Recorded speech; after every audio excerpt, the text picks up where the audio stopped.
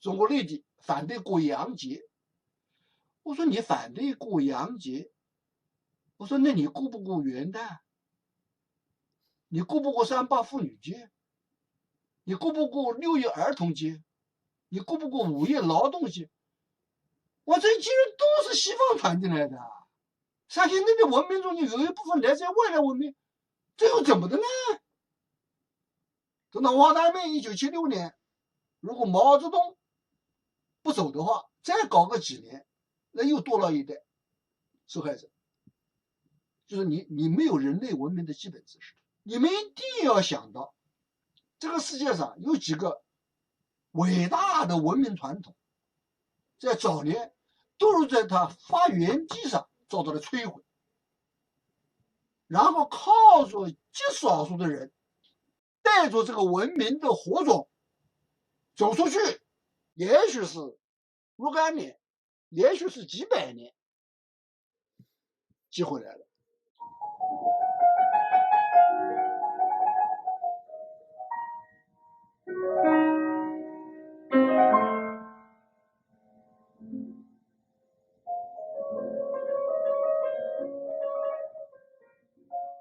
现在此刻中面对的问题，一个是很明显的这种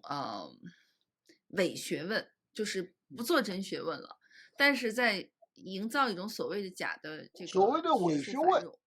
所谓的伪学问就是欺骗，就是欺骗，就是一句把话讲白就是欺骗。这种欺骗在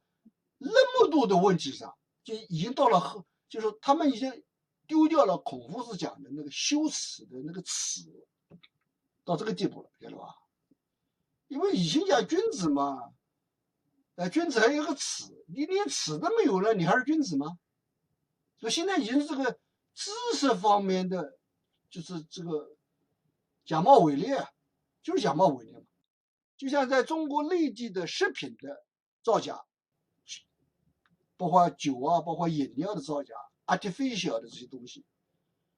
所有领域的造假，有个基本一点，你这个社会里面没有那种建立起来的，从自下而上起来的各个领域里面的检测、检验、记录、抵抗、就是反击造假的力量。食品也好，药品也好，饮品也好，知识产品也好，都是这样，知道吧？都是这样。假，一个社会如果说各个领域里面都有那么多的假还在那儿横行，你就知道这个社会里面没有那些力量。我上次就是要你那个助手把有一篇文章，到后来就是传上去了，就是在香港，现在的香港至少大学里面有些问题还是可以讨论的，就是跟政治要远一点。我就举了一个例子，就讨论的就是说中国的经济数据的可靠不可靠。你现在例子不能讨论这些问题了，不是前天去讲嘛？那2个人不是现在已经被封掉了吗？这2个人体制内的，就是那个叫什么，一个姓嘛，2个人，一个姓高，还有一个姓傅嘛，就讲那个中国的统计数字是假的嘛，造假嘛，2天以前被封了嘛。对对对。然后那篇文章之前，我还举了另外一个例子，你肯定也听到过这些话。就现在中国内地通过体制的方式在推动，一定要找到本土的证据，说明我们的那个传统的文明是世界上最古老的文明。那问题就是，你这种事情你要通过科学的方式啊，因为考古是一个科学的事儿，考古不是你说你的东西有多老就多老，考古自从进入20世纪的最后25年，基本上是属于科技的事了，已经不再是以前那个纯人文的东西了，都要经过现代的化学、物理学、遗传学、生物学、地质学、天文学，你才能够认证你这个地方留下来的东西究竟是哪一个朝代、哪一个年代的，而且你要告诉人家是从哪儿来的。现在在中国内地不能讲，这个很明，就是人不断的就把那个三星堆那个事情拿出来，就三星堆也不让人家考察了，一讲就是否定中华文明，然后你就是他妈西方殖民主义、帝国主义，你搞到这个地步，你这个国家的教育怎么搞下去？你想？三星堆的文明中有一部分来自于外来文明，这又怎么的呢？你想想，这就都荒唐到这个地步啊！上个礼拜还有人帮我10多年以前记者采访我的时候讲的话又翻出来了，说现在中国内地反对过洋节。我说你反对过洋节，我说那你过不过元旦？你过不过3·8妇女节？你过不过6月儿童节？你过不过5月劳动节？我这些人都是西方传进来的。还更糟糕的，我说你要立一个国庆节干嘛 ？National Holiday， 我在清朝以前没有这个东西，也是从外国传过来。实际上11月1号是你定的，是不是？在这之前，中华民国10月10号，但这个概念，这个节日的概念是来自于西方，就是君主制以后才有 National Holiday， 以前是欢庆君主的生日，对吧？我说你不过 National Holiday， 所以你现在已经混到这个地步。这也就是为什么胡适讲，近代化就是西方化，这种都是来自西方的。你不晓得，有时候感到作为一个教育者痛心呐，痛心疾首啊！你看那个李承志跟那个许良英两个通信中间，很多东西他们俩痛心疾首啊，说不应该这样。再问好问题，我一讲就一激动。那如果要我现在的问题是，您讲到这么多现在现实的这种令人绝望和愤怒的现状，那在现在我们还能干什么呢？或者说，其实所有的知识分子，我不讲什么企业家啊，什么科技人才，干3件事，当然如果有条件干更多一点。干哪3件事呢？第一件事，如果你人在中国内地，大部分时间在那个地方的话，你还是要把留下来不多的那些空隙，不管是教育，是媒体，现在媒体越来越少。然后呢，就是写作，哪怕你不能够通过正式的出版社审批，但你还可以通过这个 digital 的方式，数码的方式，还是要把这些过去150年清朝末年以来的能够有中国的读书人、知识分子、受教育者学习和澄清的那些基本的知识和观念，你还是要尽可能的传播和传承。你不能让它变零呐，你不能让它清零呐，这是太重要，你不能让它清零呐。你清了零以后，你又误了几代人呐。1949年以后的历史政治运动，一次比一次更厉害，所以最后的是文化大革命嘛。等到文化大革命1976年，如果毛泽东不走的话，再搞个几年，那又多了一代受害者。就是你没有人类文明的基本知识，不管这个人类文明的基本知识，原来就是一部分是本土的，一部分是外来的，不管是西方来的、东方来的、南方来的、北方来的，因为地球是个圆的，晓得吧？这一点非常重要。如果这个你不做的话，这后果是非常严重，就是中国内地。然后第二，对于海外的，现在还在海外的人，香港属于中间状态，既不是完全内地，也不完全海外。我最后讲海外的，像你们呢，还有台湾呢、东南亚、欧洲啊、日本呢，所有华人的，不管他拿什么护照，所有华人的，想办法在你现在所在的地方要联络其他的华人，再加上联络一部分尊重和推广中华文化的非华人。这我也遇到很多人，很多人就是少数的那个很有水平的人，我们都知道，还有一些人水平没那么高，没有像哈佛啊、牛津呐、这个剑桥这些这个教授们那么高，但是呢，他们也还是在很多方面也还是很喜欢中华文化好东西的，要联络这些洋人，因为你毕竟是在人家的土地上面的。还有日本人、韩国人，更不要说台湾这种地方了。台湾现在是很宝贵的，在这些地方，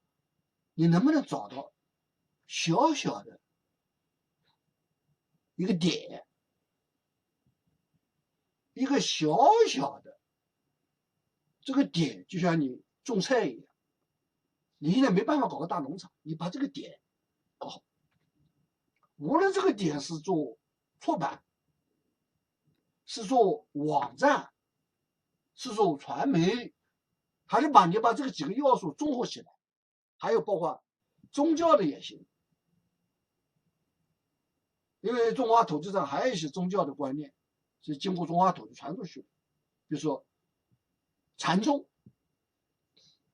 比如道教。我不是说要把完整的传出去，但是有一部分要素，还包括就是我讲本来意义上就是就是中华文化的源头的那些自由主义的那些传统，就是春秋战国时候的自由主义的传统，包括清朝末年开始的要想恢复自由主义的知识传统的这些东西，你们在海外要找到点。如果这些点找到了，能坚持多长时间就坚持多长时间。然后呢，即使你自己一个人或者是一小部分人，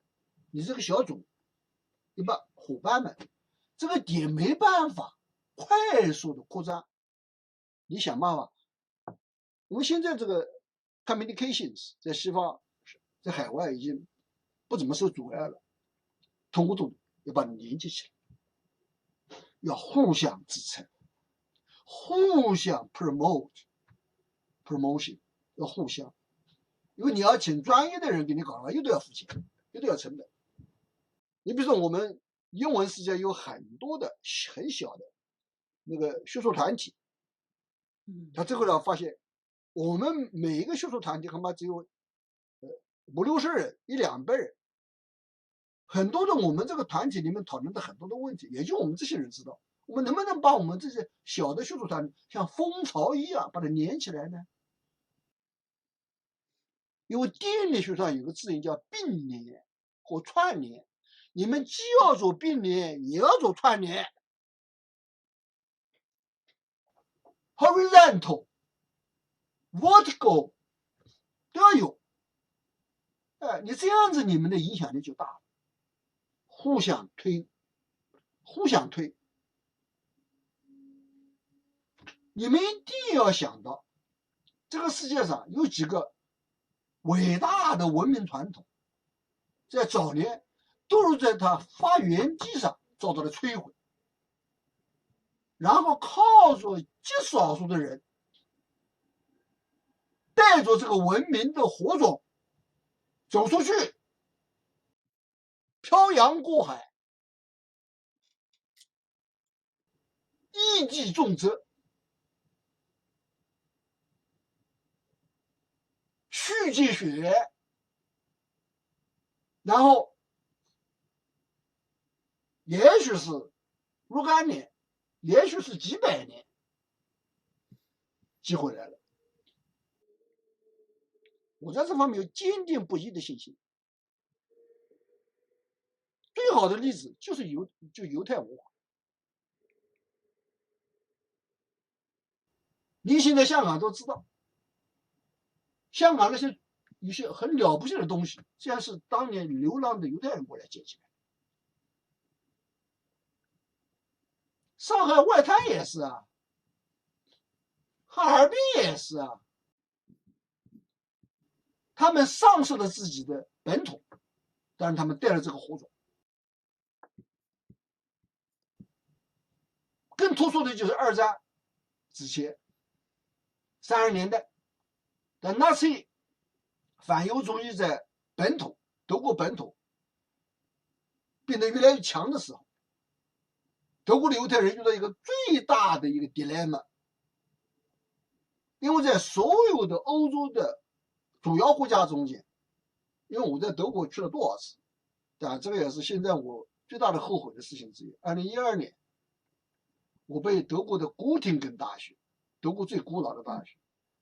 聘请为讲座教授。他说400年来你是第一个中国人。当时因为考虑到我们到了德国以后回内地很难，没去，现在很后悔。400年的讲座教授，所以在德国那个时候就一批犹太人就讲，像我们不能离开德国，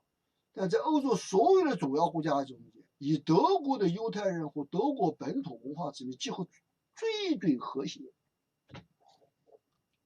而且获得的在文化、科技、教育、医学、法律这些方面获得的这些认同也是最好，他们舍不得走。但是有少数人比他们更明白，说如果说这种纳粹主义再往下发展的话，我们已经几百年了，不是几百年，是上千年在这里培植起来的东西保不住的。我们还是走吧，就是先明白人先走，然后把这些带走，带去了英国，带去了荷兰，但后来荷兰又被德国人占领，很倒霉。带去了法国，法国后来又被犹太人占领。就欧洲主要国家后来就是一个英国人没被占领，对吧？然后漂洋过海去了北美，还有一小部分人去了亚洲，来了亚洲，还有少部分人去了拉丁美洲。我把它称之为就是 offshore center of cultural heritage。我的文章给过你们，离岸文化财中心，你们一定要做这个事情。你们做这个事情，你们现在的生活和工作有意义，那以后更有意义。还有第3件事情，不是讲了2件吗？一个是内地的，一个是纯粹海外的，还有一个像香港这样的地方，既不完全内地，也不完全海外。那我们现在，当然我们像我这样的人，完全可以离开香港，就像我当初完全可以，不回来一样。但我还想能坚持多久就坚持多久。我在这儿，在香港，这是我想通过你这个平台，你在香港也待过那么多年，我想跟香港的知识界、文化界、教育界讲，现在我们在大部分的领域里面，只要你不涉及到最敏感的政治领域，我们在香港现在享有的那些自由和方便，仍然超过内地，仍然超过内地，这个很明显。在内地我们俩就不能做这个节目嘛，很明显。所以呢，我们呢能用一天就用一天，能坚持一天就坚持一天。如果所有这种东西完全取消，那么香港那就是要被取消了，那就没香港，就被取消了。我们理解的香港就什么都没有。你比如说现在你走出去到香港的街道上，你已经看不到以前那种2019年以前那种产业，但是至少还有一些东西跟内地非常不一样。你比如说，在很多的地方，你能看到不同宗教的教堂也好，清真寺也好，庙也好，道观也好，十字架也好，就说这些东西还在这儿，这是这个城市的过去啊，没有这些东西，没有香港啊。香港的大学现在大部分的课程还是用英文在教，还是用英文的资料在做研究，就是香港你还是要坚持。这就是为什么香港信报在他们创办人林行止先生90岁退休以后，他想把他们那个平等版要延续下去。我被他们看中，我感到很荣幸的，因为我不是港人也，而且信报是一个财经报纸，我也不会写很多的财经方面的东西，但是我想写我能写的东西，而且我写出来的内容能发表，不是写出来不能发表的东西，对吧？我要坚持下去，我能坚持多久就坚持多久，每个星期都放在头版头条。今天早上又发来了，呀，我会下午我发给你那个同事，感谢你们，这是我很真诚的，纯粹内地，纯粹海外，夹在中间。丁老师这段话就是您这一段我把它专门剪出来，可以吧？就是这段完整，当然就是就是当下鼓在当下的学术和言论环境下，对，我们还可以做什么？就叫这个不是题目学术，就当下言论环境之下，传播环境，当广有传播言论和传播的环境，这是最重要的。因为你做学术，你现在写个东西也不发表，他妈写了以后，就当年俄罗斯最伟大的社会批评家之一别林斯基就讲过一句话嘛：我们不能只为自己的抽屉写作，你还得想办法要它传播出去，传播是最重要的。你如果说你做你的学术不传播，你现在你还是可以做的，没人管你，他管的传播。OK，所以我把您这个话题就专门剪一个片子，而且你要过一段时间就放一次。对，我们要你这不断的因为这个努力不是一天两天，不是1年2天。你想想看，犹太人流浪在世界上，很多地方是过了1000年以后才找到的机会啊。是，您说的这个我们，您刚才说的这个主语是指媒体人还是知识分子还是每一个人？所有受过高中以上教育的人，不管你现在经商也好，教育也好，媒体也好，出版也好，写作也好，做法律也好，当医生也好，开餐馆也好，whatever，你看有些犹太人到那么偏僻的地方开一个餐馆，他仍然带取旧约圣经，仍然能够在主日讲耶和华的真理。在非洲北非啊，这些故事很感人的，在北非啊。可是我的问题是，那很多人会说，我们现在不想讨论这些形而上的东西，不想讨论制度问题。这些东西不是形而上的东西，我一直讲，这个东西有些东西是非常朴实的道理，你就跟那个受过中学以上，就是初中以上教育的人都能讲明白，就很简单的例子。我讲个很简单的例子，你现在传播关于在中国内地为什么食品安全得不到保障这些道理，是人人关心的。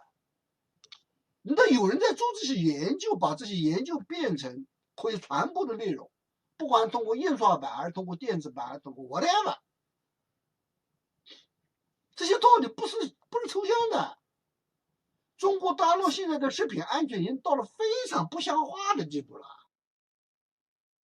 还有药品的安全，还有医院的监管，这个都是属于英文中讲是 public policy 公共政策领域的。在一个比较好的社会，这些事情都是通过法律系统，通过媒体的监管，通过 NGO 或受害者审诉才能解决的问题。现在在中国大陆这都没了。你比如说中国大陆现在为什么有那么多的暴力攻击无辜者？我不是写了好几篇吗？这都不是一天两天积累下来的。像这些道理根本就不是形而上。从某种意义上来，形而上的东西在内地传播反而容易一点，因为你讲的都是人家不明白的事儿。